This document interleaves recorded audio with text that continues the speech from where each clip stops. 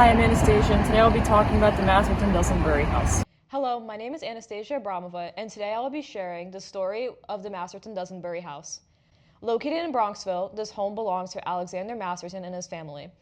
After the rise of Greek Revival architecture in the 1800s, marble became an important building material, and it was found in Tuckahoe on land owned by the Ward family.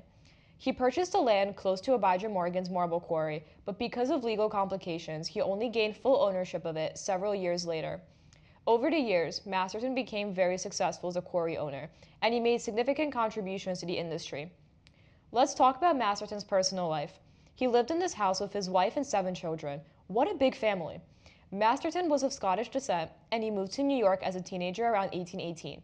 He moved on his own. Wow! Alexander Masterton was trained to be a mason and stonecutter, but his forte was working with marble and being a building contractor. As a building contractor, he bought plans from architects. The first company he started was called Masterton and Smith, which was a New York City-based construction company. He bought Tuckahoe Marble from Abijah Morgan and eventually formed the Eastchester Marble Company in 1854. Masterton supplied marble to many architectural works in the Northeast. For example, his marble helped construct the Bank of the United States and the New York Customs House. Tuckahoe marble was used in the construction of the Washington Monument. Masterton and Smith also supplied a 2-foot by 4-foot inscribed block of Tuckahoe marble, which is located on the interior west wall at the 140-foot level of the Washington Monument, and he used it to add the east and west wings to the Capitol building in Washington, D.C. The Federal Hall National Memorial in Manhattan was also constructed using this material.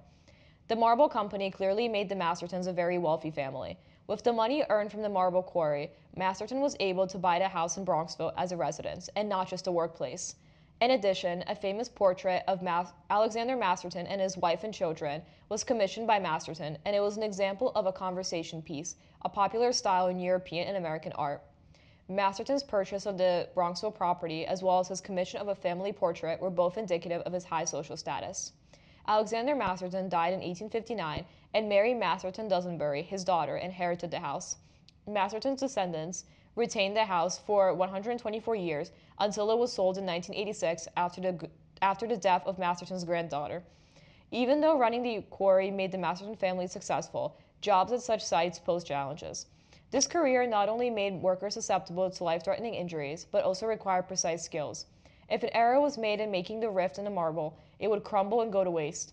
Marble also had to be transported carefully since it could break. Still, Masterton gained expertise as a marble quarry owner, and he made significant contributions to the industry, expanding the use of the material. As we look around the small village of Bronxville, the Masterton Dusenberry House serves as a reminder of the town's history. Bronxville developed close to the marble quarries, but it was also known as a retreat from New York City due to its tranquil and upscale nature. The Bronxville Conservancy is currently directing its efforts towards preserving the landmark. The Masterton Dusenberry House is only one example, however, of the rich history treasured in Westchester County. Hi, I'm Anastasia Abramova, and today I'll be talking about the Abijah Morgan House. Now we will be talking about the oldest house in Bronxville, the Abijah Morgan House, that was built around 1812 on land owned by Morgan from 1811 to 1818. Abijah Morgan was later known for operating a marble quarry in the village of Tuckahoe. Morgan also had political positions. He served as an assessor, a damage viewer, an overseer of highways, a commissioner of highways, and a trustee of town property. He also engaged in military service and served first as ensign, then lieutenant and captain during the War of 1812. Abijah Morgan lived in his Bronxville house with his wife, Jane Underhill Morgan, as well as his 2 sons. In 1812, troops were mustered on this property to fight in the War of 1812. 64 men marched from there to Yonkers on their way to New York City to battle the British. At Yonkers, the troops received equipment from the arsenal, but the regiment was organized at their later destination, Brooklyn. Morgan is well known for his military service and political positions, but he's also recognized for his work with marble. Since his Bronxville residence was located near the Tuckahoe marble quarries, he made use of the opportunity to become a marble quarry operator. He partnered with Francis Kane to purchase the earliest quarry, which they expanded. Morgan also partnered with Alexander Masterton, who used Tuckahoe marble to help rebuild the U.S. Capitol and construct St. Patrick's Cathedral. This endeavor marks a significant milestone for the local economy. Today, the land on which the quarry is located is named after the lucrative industry. It is known as Marbledale Road. Now more about the house. Despite being the oldest house in Bronxville, the Abijah Morgan House seems like a place of comfort with its warmth and impressive architecture. The house is reported to have originally had a living room with two fireplaces on its east side. It must have been the perfect place to be in the winter. Historians also believe that between 1840 and 1860, there were new additions to the house, including a dining room and entry hall. There was also a secret staircase behind one of the panels in the fireplace wall that connected the two floors. The Abijah Morgan House is certainly a notable landmark.